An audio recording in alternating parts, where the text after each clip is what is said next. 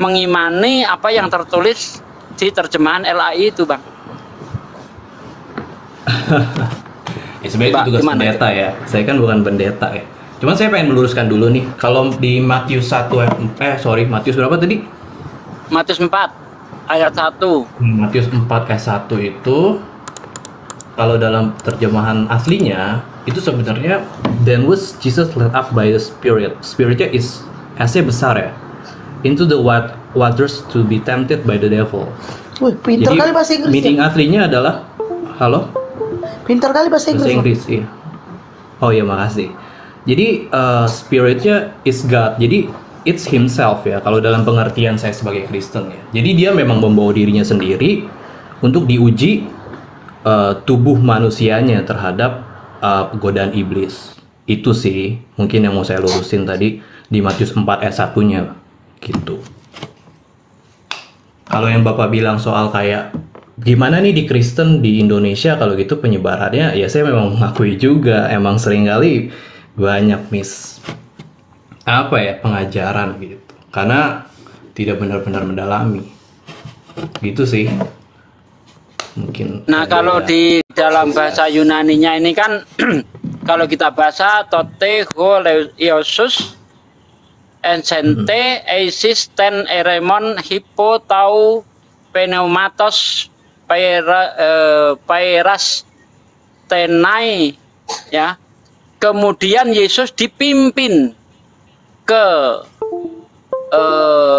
bukit ke hutan, malam ke hutan belantara ya. Kalau dalam terjemahannya ini berkata oleh roh, oleh spirit untuk dicobai. Nah ini kan ngaco ini ya. Di sini di padang gurun, tetapi terjemahan aslinya hutan belantara, gimana nih? Iya, waters. Emang wilderness itu belantara. Kan makanya terjemahan. Tadi saya pakai bahasa Inggris kan sama tuh kan bahasanya kan. Emang bener-bener dibawanya ke situ gitu. Wilderness itu lebih ke arah keliaran ya. Ya itu internet Anda, Bang, kalau mengenai kesalahan terjemah ini. Oh enggak, saya ngomongin terjemahan ini. Tadi kan discuss terjemahannya kan dari Yunani sama kesini kan tadi kayak ngomongnya beda nih, padahal tidak beda gitu. Lebih ke situ. Spiritnya S-nya besar gitu. Kalau di Alkitab kita sendiri, maksudnya di Holy Bible ya, kalau di sana kan nggak sebutnya Alkitab ya, Holy Bible. Holy Bible-nya tulisannya S-nya juga besar. Jadi sebenarnya tidak dibawa oleh iblis. Yang benar Yesus, spiritnya sendiri yang bukan terdorong, itu dianggapnya didorong lagi. Tapi terbawa untuk ke situ. Kayak misalkan ya kita ngerasa, ini kita harus, kayaknya gue harus ngelakuin ini deh. Nah kayak gitu kan. Ya kalau apa yang ada di hati. Bentar, kalau di ayat 1 ini memang bukan iblis, Bang. Ya di ayat 1 ini bukan iblis. Tapi kan tadi kan di situ dikatakan roh. Saya pengen ya yang dibawa iblis itu di ayat 5-nya, Bang. Kemudian iblis membawanya ke kota suci dan menempatkan dia di bumbungan bait Allah. Nah, itu baru dibawa iblis di ayat 5-nya itu. Kalau di ayat 1-nya bukan. Gitu loh. Betul. Nah, yang saya maksud jadi, itu tadi kan bukan, yang saya maksud itu ketika Yesus dibawa iblis ya di ayat 5 itu gitu. Iya, tadi maksudnya kan yang diomongin kan 4 ayat 1. Tapi kan kalau di ayat 1 udah jelaskan kalau dia memang memberikan otoritas untuk tempted by the devil. Tapi bukan dibawa digotong ya. Kayak kita misalkan dibawa orang, sometimes kita cuma ikut di belakang. Gitu. Jadi ayat 1 dan 4 ini kan sejajar. Jadi si Tuhan lagi sorry. Maksudnya Yesus kan emang sudah membiarkan, ya udah lu uji coba gua gitu di tubuh manusia ini gitu. Karena sekarang posisinya I'm as a man, not a God in here. Dua-duanya sih gitu. Cuman I just wanna try my human body. Itu sih. Saya cuma pengen meluruskan aja. Maksudnya kan dari tadi kan sepertinya kan ada penafsiran yang salah ya. Bukan salah sih, maksudnya penafsiran yang agak berbeda nih. Sebenarnya bukan penafsiran itu, Bang. Itu sesuai apa yang tertulis di dalam terjemahan LAI begitu. Karena di situ dikatakan Kemudian iblis Iya. membawanya ke kota. Berarti kan iblis dibawa ke kota lalu ditaruh di atas bait Allah gitu loh. Kemudian iblis membawanya ke kota suci dan menempatkan dia di bumbungan bait Allah. Bumbungan bait Allah itu berarti di atas bait Allah. Apakah Yesus itu memanjat sendiri? Kalau memanjat sendiri tidak bisa dikatakan menempatkan. Tapi iblis yang menaruh di situ. Kan begitu. Nah, kalau dalam terjemahan berdasarkan perkata itu mengambil ya kota dan menetapkan. Nah, di situ dikatakan extension atau menetapkan. Auton epikei Petrigion tau hero, ya, menempatkan dia pada puncak dari kuil. Nah, gitu. Jadi di sini kalau kita lihat dari teks aslinya juga, ya, itu dia menempatkan. Berarti bukan Yesus yang naik ke bait Allah, tetapi iblis yang menempatkan di situ. Iya. Kalau ya tetap sesuai dengan yang pertama sih. Maksudnya ayat pertama kan memang sudah Tuhan memberikan otoritas kepada iblis untuk Sebentar dulu, saya menggoda sapa dulu dia. sebentar ya. Selamat sore, Oke. Jehekiel. Wid, makasih Bang Wid. Sore, Agama apa Bang? saya Kristen. Oh, sesuai Kristen. nama bibir ya. Jehekiel, Osea, Amos, Obaja. Oke, lanjut. Masih apa aja? Apa lagu ya? Oh, dia mau Ya, Arab. apa Ustaz? Kan masih ini. Iya. Hmm. Oke. Dia sorry. mualaf itu, Bang. Jadi, oke. Lanjut ya. Jadi kalau misalkan ya tadi tetap akan meskipun mau dibawa di ayat selanjutnya tetap akan mengacu pada ayat pertamanya sih Pak. Maksudnya kayak emang dari awal Yesus sudah memberikan kuasa, lebih tepatnya ya kasarnya ya memberikan kuasa. Ya udah lu godain gua gitu. Please godain gua gitu. Coba lu bisa godain gua sejauh apa. Kasarnya gitu sih. Jadi mau dibawa seperti apapun, mau dibilang mau dibawanya seperti apa, tetap emang dari awalnya Yesus sudah memberikan kuasa untuk iblis melakukan itu. Gitu sih. Mau digotong kek, mau dipakai kekuatan misalnya, I don't know. Tiba-tiba pindah ke atas, mau beneran Yesus manjat ke atas, I don't know. Tapi yang pasti emang dari awal sudah dikasih kuasa. Gitu sih. Ya. Gitu kan tadi didebatkan kan. Jadi yang kita bahas tadi bahwa Yesus pernah dibawa iblis itu nggak salah dong. Betul. Tapi Nah, cuma iya, tadi jadi kayak misperception nih. Di bawahnya kan seakan-akan jadi kayak iblis ini tuh kayak lebih berkuasa, padahal iblis ini tidak seberkuasa si Yesus lagi berkuasa daripada Yesus. Maksudnya Yesus yang memberikan kuasa itu. Nah, kalau diartikan itu Yesus memberi kuasa, ya enggak. Di prase mana itu Yesus memberi kuasa di sini? Kan di situ dikatakan maka Yesus dibawa oleh Roh ke padang gurun untuk dicobai iblis. Berarti iblis ini ada yang menyuruh untuk mencobai Yesus. Bukan Yesus yang memberi kuasa kepada iblis, Bang. Nggak, frasanya nggak seperti itu. To be tempted by the devil, untuk dicobai sama iblis, itu memberikan kuasa kepada iblis. Yang memberi kuasa itu bukannya Yesus. Makanya kalau kita lihat di ayat 6, dia berkata apa iblis itu? Lalu berkata kepadanya, jika engkau anak Allah, jatuhkanlah dirimu ke bawah. Bentar ya, bukan ini. Ini nih di ayat 8 ya. Dan iblis membawanya pula ke atas gunung yang sangat tinggi. Ini di ayat 9. Kata iblis, dan berkata kepadanya, semua itu akan kuberikan kepadamu jika engkau sujud menyembah aku. Oh, yang di Lukas ya. Lukas 4, Bang. Yang ada pernyataan ke ayat lain. Enggak, ini konteksnya Oke. sama, Bang. Konteksnya sama. Sama ya. Ya, konteksnya sama ya. Oke. Nah, kalau kita lihat Lukas 4 ayat 6, kata iblis kepadanya, segala kuasa itu serta kemuliaannya akan kuberikan kepadamu. Nah, Anda mengatakan bahwa yang memberi kuasa itu Yesus. Tapi berdasarkan Lukas 4 ayat 6 ini, kata iblis kepadanya, segala kuasa itu serta kemuliaannya akan kuberikan kepadamu, sebab semuanya itu telah diserahkan kepadaku dan aku memberikannya kepada siapa saja yang ku kehendaki. Jadi nggak masuk kalau itu Yesus yang memberi kuasa.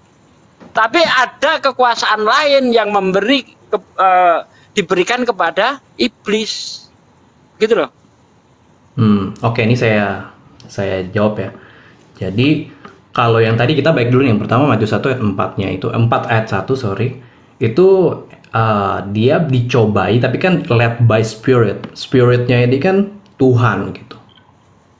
Dan saya mempercayai Tuhan di dalam Yesus, Tuhan di dalam kita semua sebetulnya.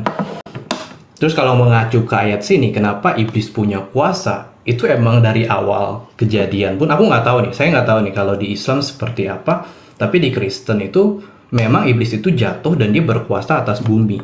Jadi sebenarnya banyak kuasa atas bumi itu dipercaya adalah ya di bumi ya dikuasai iblis. Seperti itu sih. Jadi kenapa diberikan kepada iblis? Karena emang jatahnya seperti dia emang udah jatuh dan dia menguasai bumi.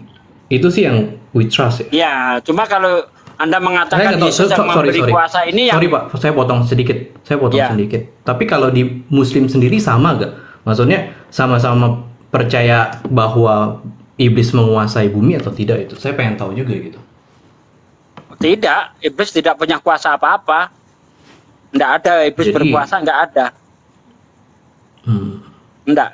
Okay. Lanjut lagi. Ya. Nah, itu tadi yang saya bantah itu kan pernyataan Anda bahwa iblis itu diberi kuasa oleh Yesus gitu kan. Tapi setelah saya korelasikan dengan Lukas 4, itu konteksnya sama, percobaan di padang gurun ya. Di situ justru kalau kita lihat Lukas 4 ayat 1, Yesus yang penuh dengan Roh Kudus kembali dari Sungai Yordan, lalu dibawa oleh Roh Kudus kepada padang gurun. Di situ ia tinggal 40 hari lamanya dan dicobai iblis. Selama di situ ia tidak makan apa-apa dan sesudah waktu itu ia lapar. Lalu berkatalah iblis kepadanya, jika engkau anak Allah, suruhlah batu ini menjadi roti. Jawab Yesus kepadanya, ada tertulis manusia hidup bukan dari roti saja. Kemudian ia membawa Yesus ke suatu tempat yang tinggi dan dalam sekejap mata ia memperlihatkan kepadanya semua kerajaan dunia. Kata iblis kepadanya, segala kuasa itu serta kemuliaannya akan kuberikan kepadamu, sebab semuanya itu telah diserahkan kepadaku dan aku memberikannya kepada siapa yang kukehendaki. Nah, itu dia. Jadi bukan Yesus yang memberi kekuasaan kepada iblis, Pak. Betul. Itu saja yang ingin saya tadi sebutkan. Cuman tadi saya nggak bisa kasih ayatnya. Sekarang tadi saya bilang saya tuh nggak ahli Alkitab. Saya nggak hafal ayat-ayat. Tapi kalau dari pengajarannya memang Earth udah diberikan kuasanya ke iblis gitu. Itu sih. Oke, lanjut. Mungkin di situ agak bertabrakan ya, belum ketemu jawabannya ya. Ya, silakan Bang Yeskil. Apa yang mau disampaikan? Kita kasih kesempatan. Ya, apa yang mau diberikan? Bisa di mute gak saya ya? Oh, ini bisa ya. Mute sendiri Bang, itu yang ada itu. Pinter. Oke. Saya cuma pengen bertanya Bang, cuma mau nanya Bang. Gak mau debat, mau diskusi cuma. Abang Kristen ya? Iya siap Bang. Oke. Kan menurut Islam itu kan dunia ini diciptakan untuk Muhammad ya. Allah nggak menciptakan dunia ini kalau nggak menciptakan Muhammad gitu kan ya, kurang lebihnya. Jadi pertanyaan saya Bang, kenapa Allah menciptakan kitab-kitab sebelum Al-Quran itu? Kalau Allah udah tahu kitab-kitab itu akan diubah gitu oleh umatnya, kenapa nggak langsung Al-Quran, atau kenapa stop di Injil atau di Taurat aja gitu Bang? Abang ngerti pertanyaan saya nggak? Ya gini, kenapa Allah itu menurunkan kitab-kitab gitu ya, dan yang nantinya akan diubah? Karena begini Bang, kitab-kitab sebelum Al-Quran ya itu sifatnya itu hanya untuk kaum tertentu saja, ya hanya untuk kaum tertentu saja. Misalnya Taurat itu hanya untuk bangsa Israel, ya, Zabur, Injil, nah itu hanya untuk bangsa Israel saja. Nah kalau Al-Quran gitu kan, itu nanti untuk seluruh alam, sehingga kitab-kitab yang sifatnya kesukuan ini setelah datangnya Al-Quran nggak berguna lagi, karena kitab-kitab itu tidak mungkin bisa berlaku untuk seluruh manusia. Ini saya kasih contoh kasus. Di dalam kitab Anda, perempuan yang sedang haid, ya, itu tidak boleh menyentuh apapun. Coba kalau ini diberlakukan, rusak dunia. Bagaimana dengan wanita yang punya profesi sebagai guru? Nggak bisa mengajar selama berapa minggu itu. Aturan itu dari sebelum dicampur oleh manusia atau memang dari Allahnya gitu, Bang? Dari Itu Tuhan, dari Tuhan seperti itu, bahwa perempuan di kitab perjanjian lama itu ketika haid itu tidak boleh menyentuh apapun. Kalau dia menyentuh masakan, najis masakannya. Kan begitu tuh peraturannya. Nah, kemudian kalau dia bersentuhan dengan yang lain, nah pokoknya semua barang yang disentuh itu najis. Nah kalau ini berlaku kan bahaya, nggak bisa berlaku untuk seluruh dunia. Nah kalau di Muslim, kenapa bahaya, Bang? Kan itu dari Allahnya sendiri. Rusak, Bang. Kenapa harus bahaya Kalau itu diberlakukan untuk seluruh dunia, rusak dunia. Ya, guru yang punya profesi mengajar nggak bisa mengajar, nggak bisa memasak untuk suaminya. Coba. Nah kalau di Islam tidak. Perempuan yang sedang haid itu masih bebas, bentar, masih bebas beraktivitas. Nah, belum lagi nanti ketika pensucian, ketika wanita itu sudah selesai haid. Setiap wanita yang sudah selesai haid harus memotong 2 burung merpati. Berapa burung merpati yang harus dipotong di seluruh dunia kalau perempuan itu misalnya 6 miliar di seluruh dunia? Habis burung merpati, Bang, rusak dunia.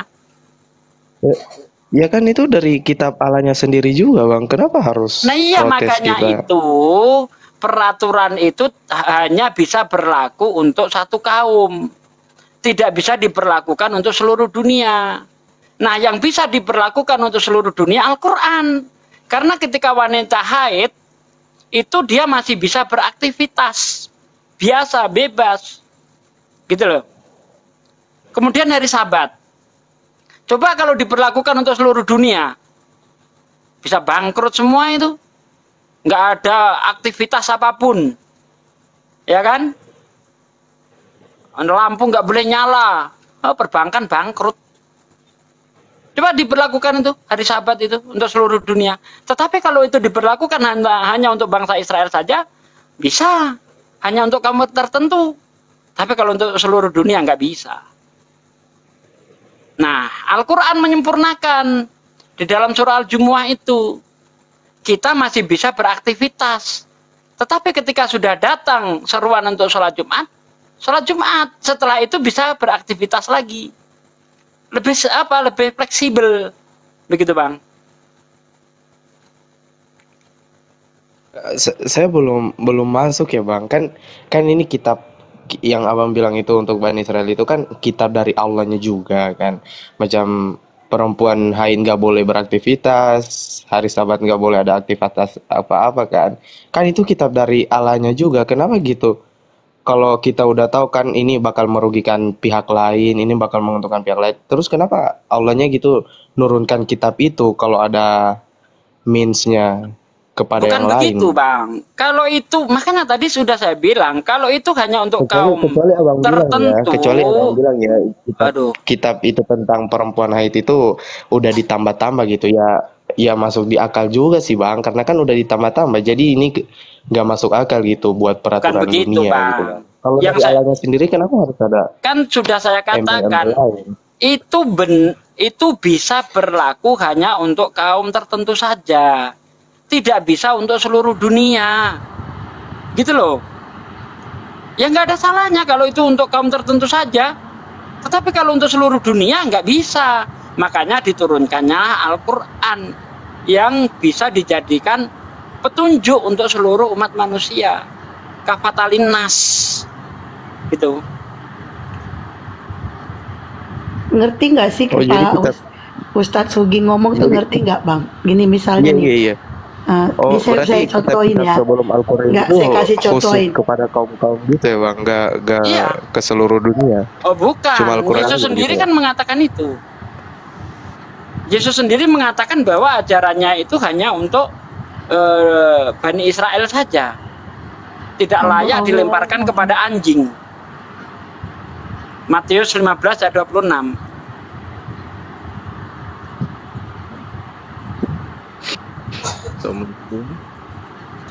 Oke, saya sapa dulu. Halo, selamat sore Fauzan Sob. Fauzan Sob, selamat sore. Selamat sore Pak. Agama apa? Saya agama Islam yang berasal dari Aceh Pak. Masuk. Apa mau Suaranya terlalu ditanggapin? kecil Bang Fauzan. Apa yang mau ditanggapin? Apa? Apa yang mau ditanggapin? Saya ingin mau tanggapin gini Kak. Saya mau sedikit bertanya ini. Karena dari tadi yang saya dengar dari pihak, bukan menyalahkan sih, cuman Suaranya agak kecil. ya Kak, yang diterangkan oleh saudara kita yang di atas. Boleh diulang sedikit aja lagi. Apa yang boleh diulang? Suaranya kecil bang, nggak kedengeran. Iya, dia minta naik sih bu, up pas naik ke atas, kagak suaranya kagak jelas. Suaranya Apa nggak yang mau jelas, Bang. diulang? Kurang-kurang terdengar Bang. Ini saya udah pakai headset tuh padahal. Iya sama Ustaz, aku juga pakai headset. Apa yang mau diulang apa? Yang diulang yang bagian mana Bang? Yang bagian dalam Matius tadi Bang. Oh Matius 4. Surat Matius 4 atau Lukas 4 itu sama konteksnya percobaan di padang gurun. Nah itu di situ Yesus itu dibawa yang dipenuhi. Saya baca Ustaz aja ya. ini yang Fauzan ini Islam Ustaz. Iya dia ingin nggak apa-apa. Percobaan di padang gurun, Yesus yang penuh dengan Roh Kudus kembali dari Sungai Yordan lalu dibawa oleh Roh Kudus ke padang gurun. Di situ ia tinggal 40 hari lamanya dan dicobai iblis. Nah itu. Ada apa dengan itu Bang? Atau Matius 4 boleh juga nih saya bacakan. Maka Yesus yang dibawa oleh Roh ke padang gurun untuk dicobai iblis, dan setelah berpuasa 40 hari dan 40 malam akhirnya laparlah Yesus.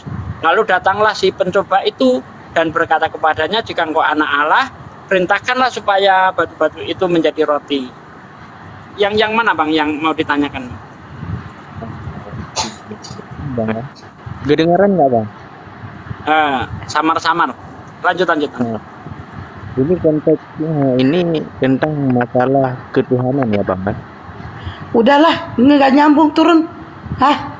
Makanya dari tadi dia minta naik. Iya bang. Udah suaranya nggak jelas. Makanya saya itu ya gayanya minta naik. Oh pikir dia ini. Bunda up. Aku bilangnya udahlah naik. Udah, gerem kali aku. Lanjut Ustaz, lanjut. Bang Sugi. Iya. Saya tadi baca komen ya, kan katanya itu kitab-kitab yang diturunkan sebelum Al-Quran itu sesuai zamannya gitu ya bang. Iya betul. Allah gitu. Iya bang, saya sering bertanya-tanya tentang itu sama apologet Islam kan. Itu yang saya yang menurut saya nggak masuk akal gitu. Kenapa Allah menurunkan kitab-kitab sebelumnya kalau Allah udah tahu gitu bakal diubah-ubah sama umatnya gitu bang. Iya bang, penjelasan abang iya masuk dikit bang, dikit aja. Soalnya saya belum Kenapa Allah menurunkan kitab kalau hanya untuk dirubah-rubah umatnya? Kan begitu tuh. Ya karena Iya, Tuhan iya, itu kan iya. maha pengasih, Bang. Tuhan itu maha pengasih kepada umatnya. Ya.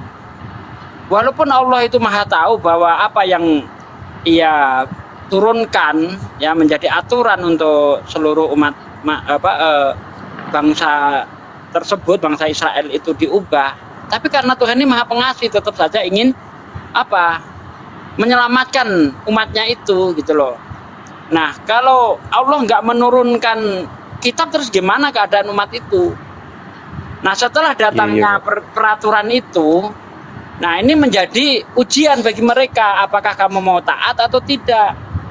Kalau kamu mau taat, pahalanya adalah surga, tidak taat neraka. Nah, kalau tidak ada aturan seperti itu ya gimana coba? Sifat kasihnya Tuhan mana? Kan begitu. Ustadz, aku izin Ustadz. Iya, Bang Munir, monggo.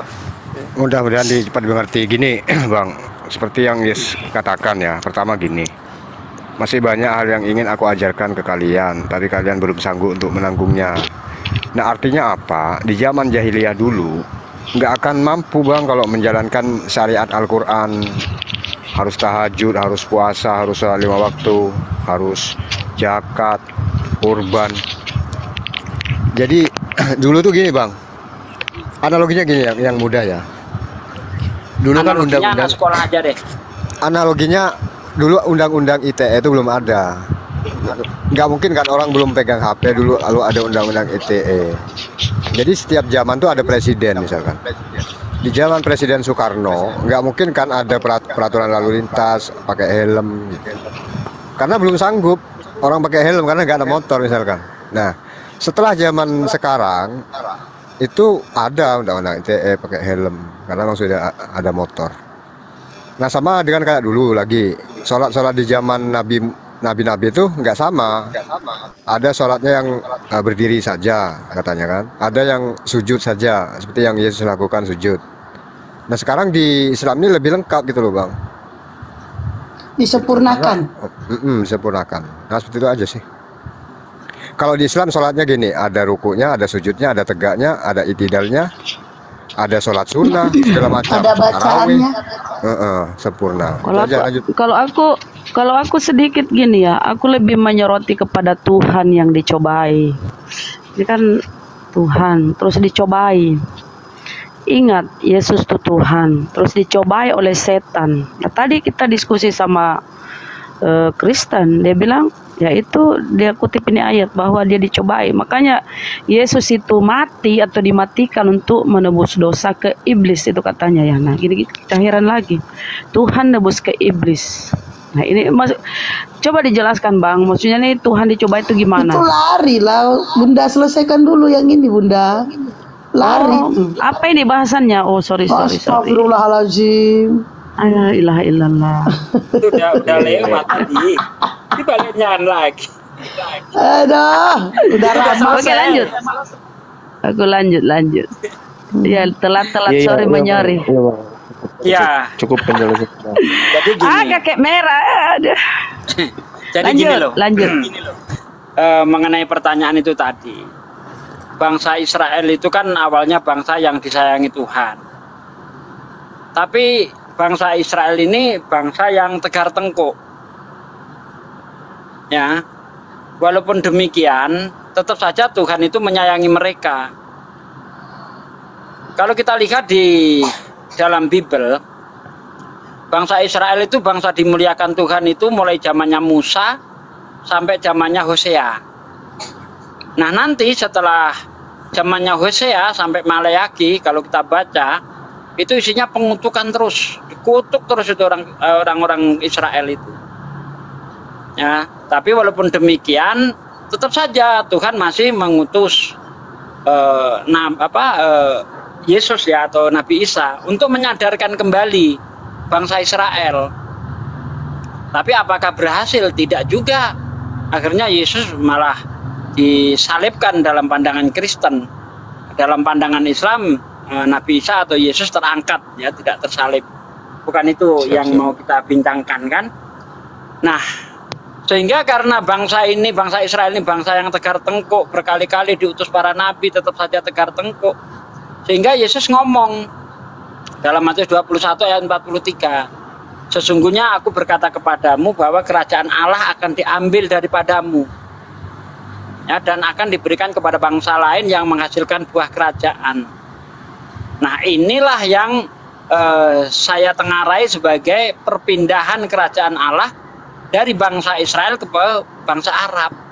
Kenapa saya mengajunya ke bangsa Arab?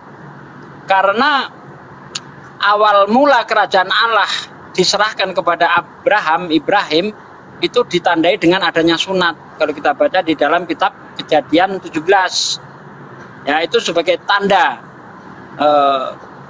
sebagai tanda kerajaan Allah itu diberikan kepada Abraham. Nah, setelah kerajaan Allah itu dipindahkan, tidak mungkin kepada bangsa yang tidak bersunat, tidak mungkin. Bangsa yang bersunat saat itu hanya bangsa Israel dan bangsa Arab. Bangsa Israel dari keturunan Ishak, bangsa Arab dari keturunan Ismail.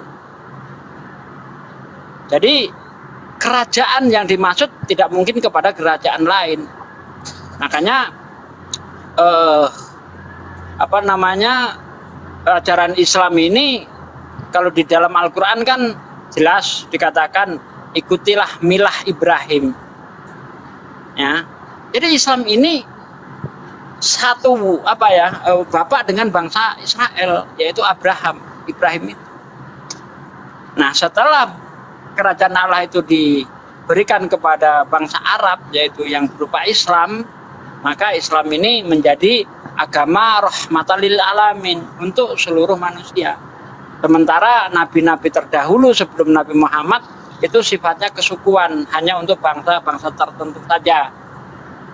Makanya Yesus itu walaupun tiap hari bisa saya umpamakan adu jidat dengan orang Romawi, dia tidak pernah memberitakan ajarannya kepada mereka, tidak. Bahkan Yesus mengatakan di dalam Matius 10 ayat 5, ayat 6, janganlah kamu masuk kota orang lain atau masuk kota orang Samaria, melainkan pergilah kepada domba yang hilang dari Israel. Nah, domba yang hilang ini tidak bisa kita pahami sebagai semua bangsa, tidak. Karena kalau kita lihat sejarah, pada zamannya Yesus ini bangsa Israel sudah menyebar kemana-mana. Sejak zaman kapan? Zaman diaspora itu. Jadi banyak suku-suku Israel, orang-orang Israel yang sudah tidak lagi tinggal di Israel. Makanya di situ dikatakan melainkan pergilah kepada domba yang hilang dari Israel, begitu. Oke, silakan ditanggapi Jekiel. Tapi sebelum ditanggapi saya tanya dulu ini. Halo, selamat sore Bang Joy. Bang Joy. Joy. Selamat sore. Selamat sore Bang Joy. Halo, assalamualaikum. Oh, Waalaikumsalam. Oke, tanggapin sekarang Jekiel. Enggak, Oke, saya nggak mau nanggapin Bang, saya cuma mau mendengar. Iya Bang, penjelasannya cukup masuk akal Bang, bagi saya ya, nggak tahu bagi saudara saya yang lain. Soalnya kita kan berteman kan itu aja yang ditanyain kan Bang. Iya, nggak apa-apa Bang. Cuma karena ya kan sering dengar ini kan katanya kitab Injil itu sudah diubah-ubah apalah inilah. Jadi kita bertanya kenapa gitu Tuhannya orang Islam mau menurunkan Injil kalau ujung-ujungnya juga dirubah gitu Bang. Tapi penjelasannya Abang udah agak jelas Bang. Ya Bang, makasih atas penjelasannya Bang. Iya, sama-sama Bang Yeskil. Oke, saya mau bertanya sama Kelvan. Halo Kelvan. Ya. Halo. Bang, gini Bang ya. Aku cuma pengen nanya sama Bang. Kan Tuhan Yesus itu kan kata sabda bari ini kan kata mereka itu Tuhan Yesus itu kan keturunan PSK Bang. Udah itu aja pertanyaan saya Bang. Yang Bang, ngomong siapa ya? sore. Bentar. Yang ngomong Yesus turunan PSK siapa ya? Wah, Kami umat Islam nggak pernah mengatakan itu loh. Mungkin yang radikal banget kali. Kadang-kadang kan suka oknum. Nggak pernah, kami dosa besar kalau mengatakan Maria itu PSK. Iya. Malahan di dalam ya, biar kalian tahu ya, kami justru lah di Islam. Di Islam itu Maria dimuliakan, ya. Maria itu sampai saking sayangnya Allah, saking dimuliakannya Maryam, ada surah di dalam Al-Quran khusus buat Maryam. Padahal Khadijah istri tercintanya Rasulullah, ya. Fatimah anak tercintanya Rasulullah, ya. Tapi tertulis di Al-Quran ada kami itu hanya ada nama Maryam, paham ya? Tuh, saking dimuliakannya Maryam ya sama Muslim, tuh, sembarangan tuh kalau ngomong ya. Iya, sembarangan sih itu. Iya, Abah di Bibel ada nggak surat Maryam? Mana ada di Al-Quran yang ada surat Maryam? Disebut wanita suci, perawan suci, wanita terbaik atas semesta alam itu pada masanya. Maaf tadi saya ketiduran. Iya, benar itu. Jadi nggak ada itu, kalau ada umat Islam berani mengatakan Maryam atau Maryam pelacur, wah berhadapan dengan saya itu. Iya. Iya. Tapi saya boleh menanggapi yang tadi gak ya? Terakhir silakan, saya orang tadi kan ada kurang lebih nih, saya rangkum dulu sedikit ya, takutnya pemahaman saya salah nih. Jadi kan dari Pak 400 dan Pak Sugi ya, ini kan menjelaskan kalau sebetulnya Islam datang untuk menyempurnakan kitab-kitabnya, disempurnakan dengan adanya banyak rules gitu. Malah sebetulnya kalau ini kurang lebih gitu tadi ya penjelasannya ya, benar gak ya? Iya. Mana kan gitulah ya, itu yang disebutkan. Nah, sedangkan kalau di Kristen malah terbalik nih, kalau pemahaman kita ya, terbaliknya dalam arti ini. Dulu sebelum zamannya kita di Kristen ada perjanjian baru. Pas zaman perjanjian lama kan ada kitab imamat. Kitab imamat itu turun memberikan banyak rules. Dan nabi-nabi datang pun juga untuk memberikan banyak rules. Dan ketika Yesus berkata, kamu tuh nggak bisa ngerti saat ini, karena kan ngerti nanti pas katanya diturunkan Roh Kudus gitu kan. Kalau di Kristen malah, kenapa dibilang nggak mengerti? Karena emang manusia itu susah mengerti tentang kasih. Makanya Yesus datang memberikan kabar baik, Injil sebutannya. It's not a kitab ya, tapi kabar baik. It's learn about kasih. Karena kasih itu nggak bisa diukur pada sebuah peraturan. Kasih itu feeling bentuknya. Itulah kalau di Kristen gitu jadi ajarannya. Mungkin kalau di Islam jadinya untuk merapikan semua didatangkan rules. Sedangkan di Kristen didatangkan rules untuk ngerti dulu nih. Ujung-ujungnya untuk ngerti. Ini loh kasih gitu. Supaya manusia bisa bergerak dan berjalan dalam kehidupan base-nya on love gitu. Gitu sih mungkin yang pengen saya ini doang, apa sih namanya, kasih ini, apa sih kata-katanya saya lupa, kasih pendapat. Nah itu pendapatnya gitu, dari posisi Kristen.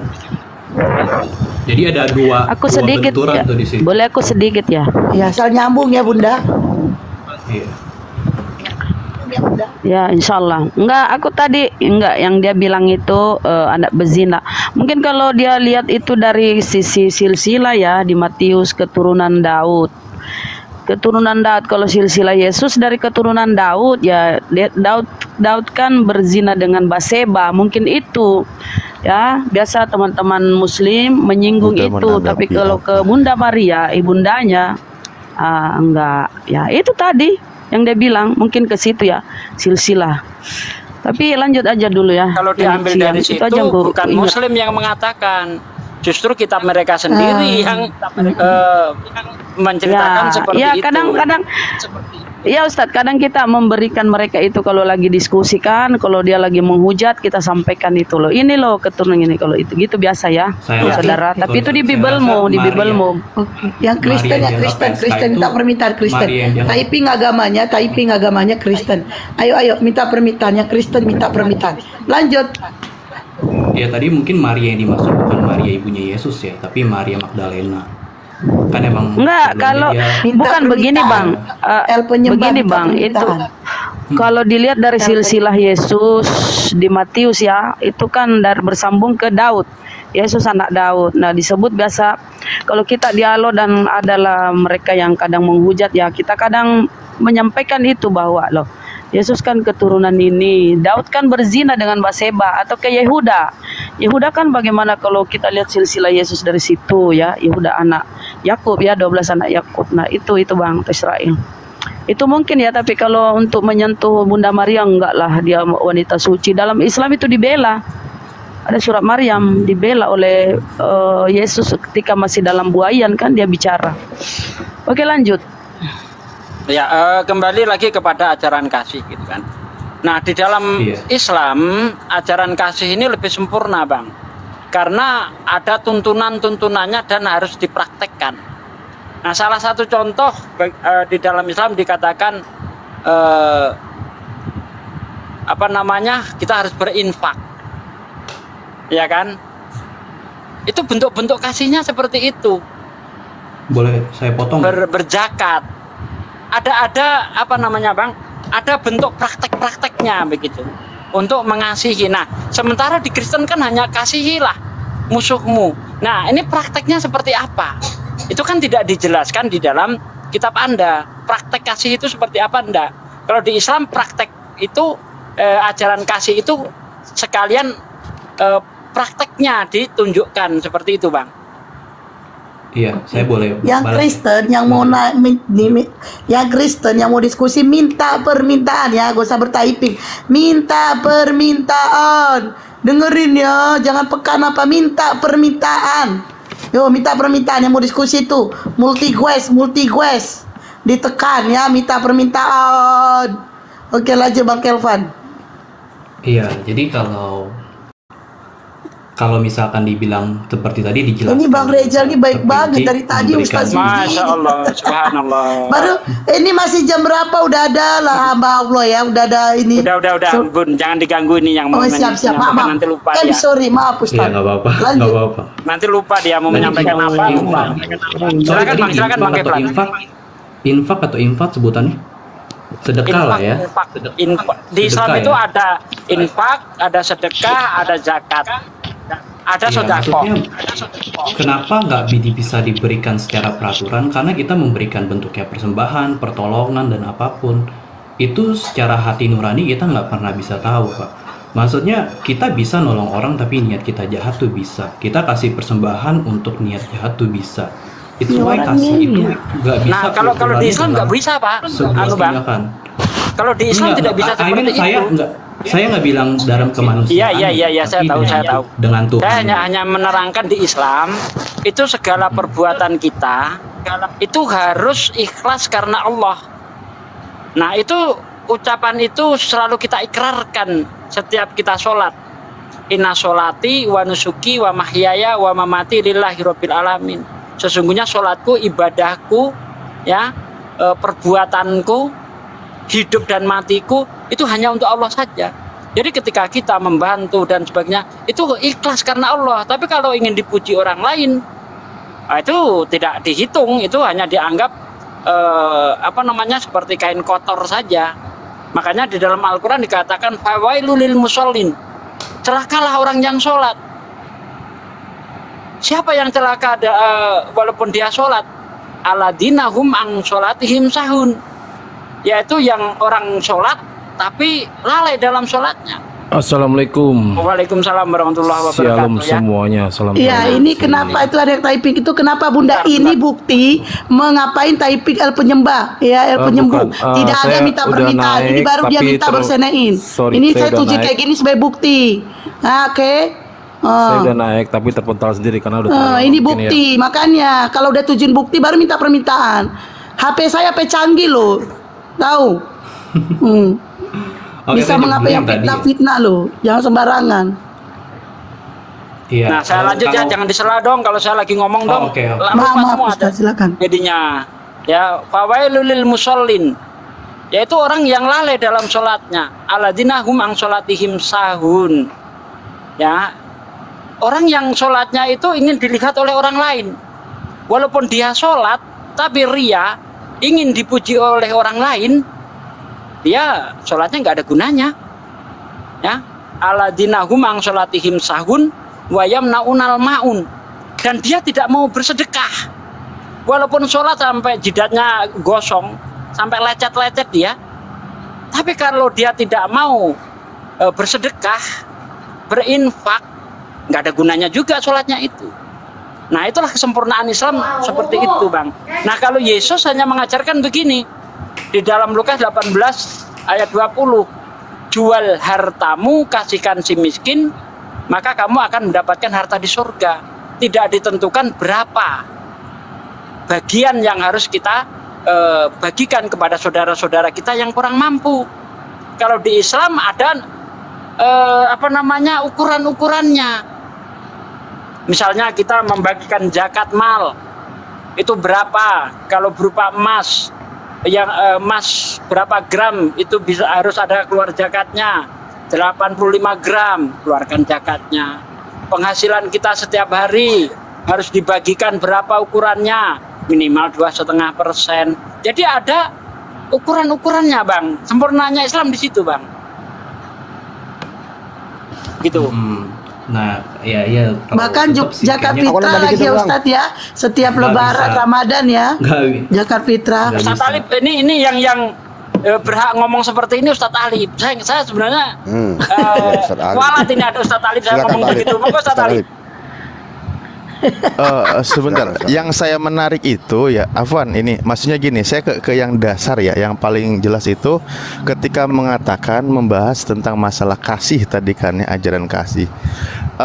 Al-Quran, saya poinnya mundur dulu Afwan ya, tapi masih di sini maksudnya. Ketika menjelaskan tentang ajaran Nabi Isa, itu memang dikatakan ada di situ. Kalau saya membaca di surah, ada namanya di surah Al-Hadid. Jadi begini ya, bismillahirrahmanirrahim, summa qafaina al atharihim bi rasulina wa qafaina bi Isa bin Maryama wa atainahul injila wa ja'alna fi qulubil ladina tabauhu ra'fatan wa rahmah. Nah, saya di poin sini dulu. Al-Quran mengakui, kemudian kami iringi di belakang mereka dengan rasul-rasul kami, dan kami iringi pula dengan Isa putra Maryam, dan kami berikan kepadanya Injil, dan kami jadikan dalam hati orang-orang yang mengikutinya rasa santun dan kasih sayang. Nah, ada di situ ya bagaimana tentang ajarannya, pengikutnya dan seterusnya. Namun begini loh, yang jadi poinnya, kalau kesempurnaan dalam syariat Islam sudah jelas-jelas itu banyak tadi. Setiap kalimat, setiap kata, setiap yang diawali, bahkan di dalam sebuah hadisnya, kullu amrin dibalin la yubtada'u bil bismillah fahuwa ajdam, gitu kan, bahwa setiap perkara yang tidak diawali dengan bismillahirrahmanirrahim maka terputuslah berkahnya. Kenapa? Karena di dalam lafaz bismillahirrahmanirrahim di situ ada rahmat Allah yang Maha Pengasih lagi Maha Penyayang. Ajaran ini ternyata Allah Maha Pengasih di dunia ini tanpa pilih kasih, seluruh umat manusia dimuliakan oleh Allah, diberi rizkinya oleh Allah tanpa dibeda-bedakan ketika mereka berusaha dikasih. Dan poin yang terpenting adalah Ar-Rahim yang tidak dimiliki orang lain, yaitu Allah Maha Penyayang. Di mana penyayangnya nanti di akhirat ternyata terpilih saja. Bagaimana ketika manusia itu berdosa, ketika dia masuk neraka masih ada iman, Allah selamatkan. Karena apa? Dalam hadisnya Rasulullah, yakhruju minan nar man kana fi qalbihi misqala dzarratin minal iman, dikeluarkan dari siksa neraka bagi siapa saja yang ada dalam hatinya sebiji sawi saja dari iman. Itu hebatnya dalam ajaran Islam. Rasulullah tuh mencari umatnya, ketika masih ada beriman, dia habis dosanya diselamatkan ke surga. Yang tidak ada, yang selama ini saya dengar diskusi dengan kawan-kawan Kristen, ketika orang Kristen misal dia berdosa, kata Yesus dicampakkan ke dalam api neraka atau belerang, api belerang, dia kekal di dalamnya, tidak ada penyelamatan. Nanti boleh disanggah, karena menurut Kristen ketika masuk neraka tidak ada penyelamatan. Ternyata di dalam ajaran Islam Allah itu Ar-Rahman Ar-Rahim, Maha Penyayang buat orang yang beriman. Kalau masalah ajaran kasih tadi, bagaimana fawailul musallin alladzina hum an salatihim sahun alladzina hum yurauna wa yamnaunal maun, itu bagaimana implementasi ya dalam masalah perbuatan. Masya Allah, itu luar biasa. Demi keadilan tegaknya gitu kan, diperintahkannya untuk memberi makan kepada orang-orang miskin dan seterusnya, orang anak yatim dimuliakan. Wah, luar biasa kalau masalah ajarannya. Kalau kita istilahnya banding-bandingkan dan itu realistis adalah pengamalannya, ajaran Islam dari segi syariatnya, dari Allah Maha Pengasih dan Allah Maha Penyayang begitu paripurna. Ya, terima kasih. Afwan, lanjut Ustaz Sugi juga semua. Iya, ini saya Bang, apa yang mau ditanggapi? Aku dikit. Mantap. Makasih buat ininya. Iya, kalau dari situ betul. Bang Jepon, aku dikit dong, supaya nggak lupa nih Bang Jepon. Apa? Mau nanggapin juga Bang Anu. Silakan Bang Munir. Oh iya, boleh. Dikit, ini penting ini. Nah, jadi gini Bang, Kalau misalkan kata Anda tadi ajaran Yesus ini kebalikannya, yang menyempurnakan tapi kebalikannya, itu sebetulnya salah, Bang. Karena seperti yang Ustadz Ali bilang tadi, Ar-Rahman Ar-Rahim. Jadi kalau Yesus ini, kalau kita bilang Rohmannya lah, kasih kepada manusia. Tapi Rohim itu puncaknya kasih kepada kasih Allah kepada di akhirat nanti gitu. Nah, makanya Nabi Isa pun menjanjikan di Al-Quran itu, ya'ti mimba dismuhu Ahmad, akan ada nabi setelahku Ahmad. Untuk apa? Untuk memberi pengetahuan kepada seluruh dunia bahwa akan ada nabi lagi setelahku. Karena umatnya itu menduga Nabi Isa itulah yang nabi terakhir. Padahal di Bible kan itu dinubuatkan ya, akan ada nabi terakhir yang mempunyai kasih sayang seperti aku, sayang luar biasa kepada semua makhluk. Jadi Nabi Isa pun sama kasih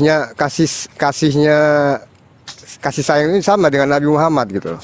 Penyayang, ajarannya ajaran kasih. Makanya Kristen ini sebetulnya meneruskan ajaran Isa, ajaran kasih.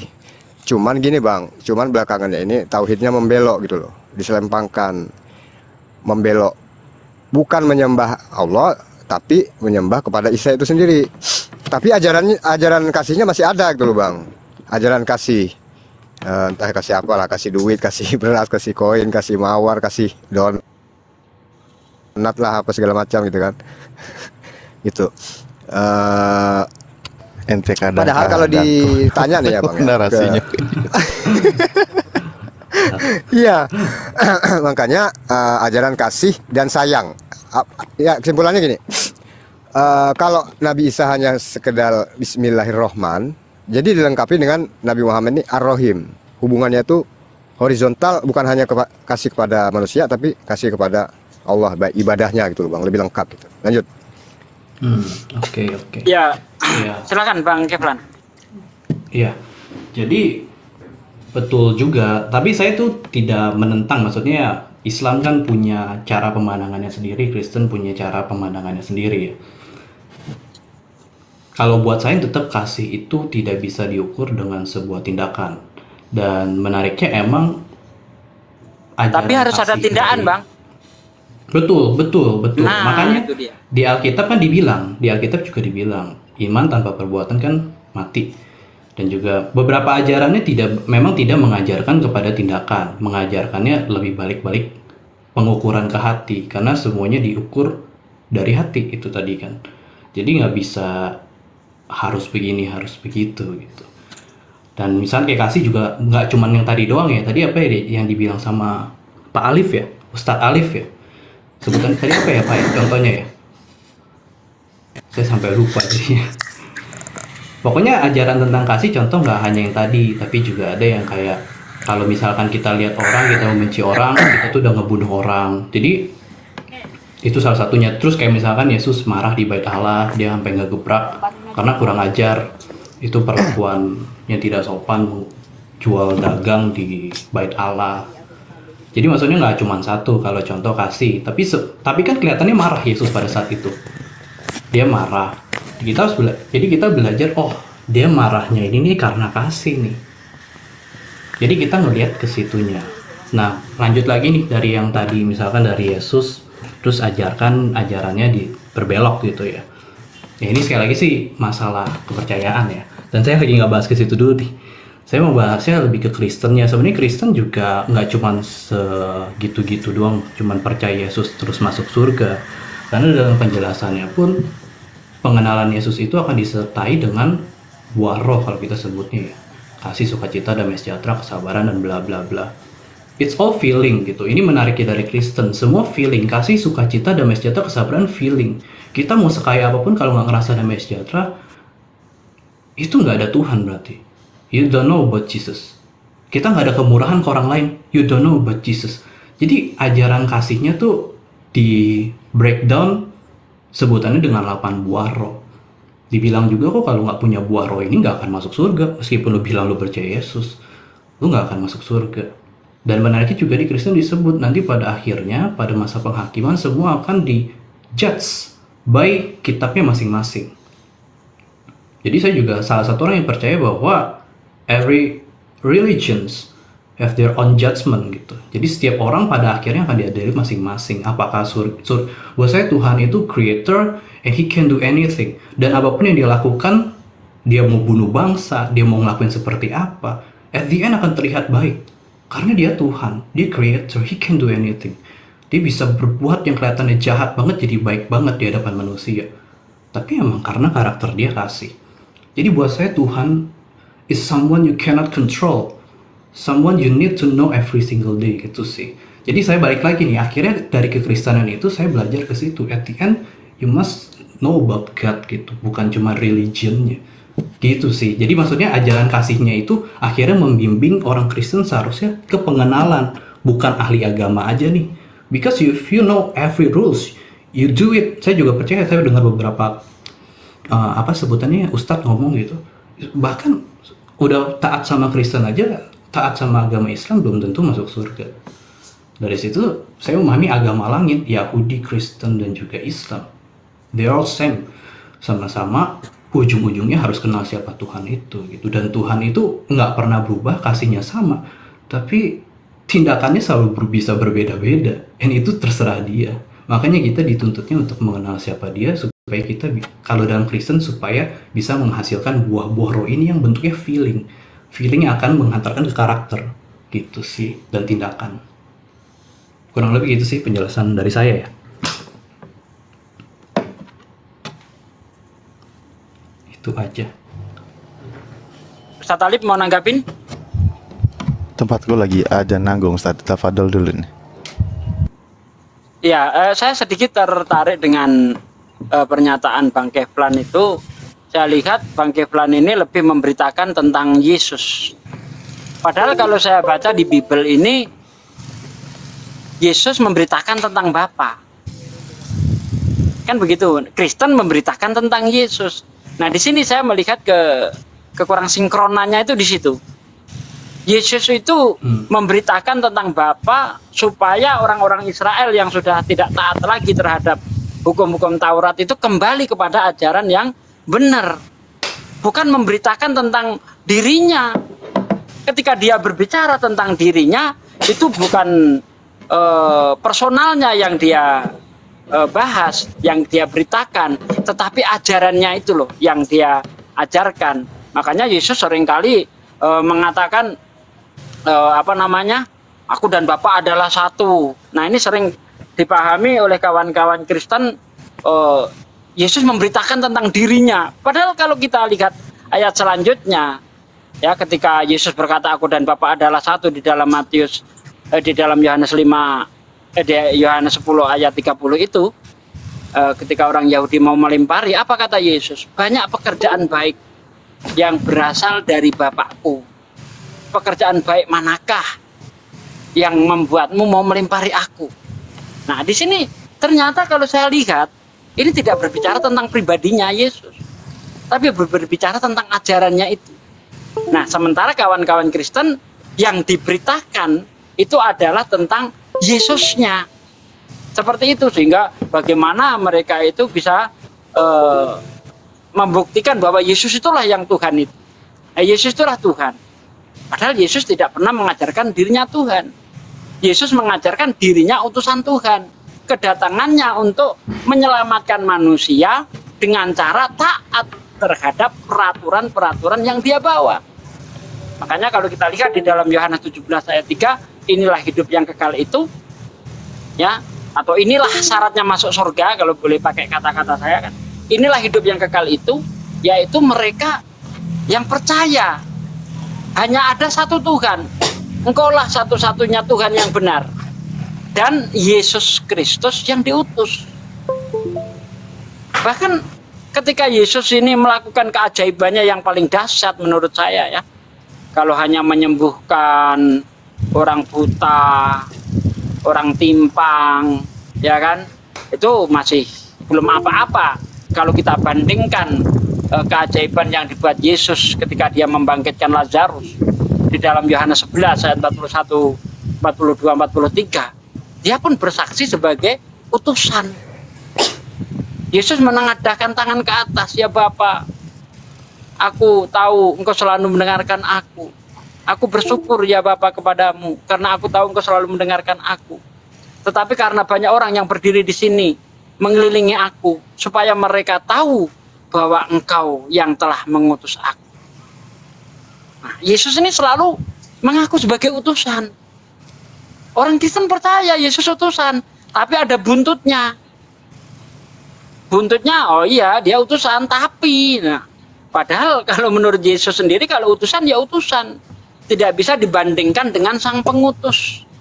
Kalau kita lihat di dalam Yohanes 13 ayat 16. Seorang utusan tidak sama dengan yang mengutus.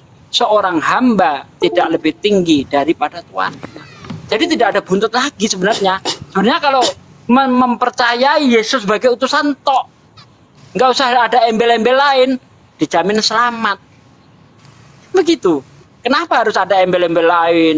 Dia itu Tuhan mengutus dirinya sendiri. Ada yang berprinsip yang berpendapat seperti itu. Yesus itu utusan, tapi itu Tuhan mengutus dirinya sendiri. Nah ini entah dapat dari mana saya nggak tahu. Nama gue Bang Kevlan kalau mau ditanggapi. Sugi, saya L ya. Boleh saya ya silakan Bang El. Sedikit Bang ya. El Kristen Islam Bang El. Kristen saya. Oh iya silakan. Tadi sebenarnya saya tadi naik ya tadi mohon maaf tapi nggak tahu terpental gitu karena udah terlalu lama atau gimana atau menit atau nggak tahu TikTok saya. Itu saya luruskan dulu.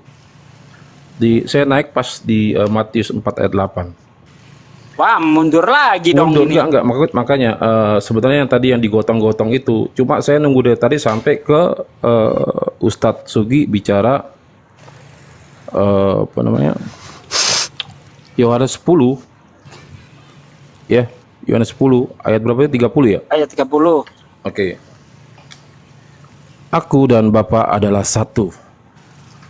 Akunya besar dan Bapa adalah satu. Yesus adalah Bapa, Bapa adalah Yesus. Nah, ini Wanes berarti Anda. Anda Wanes.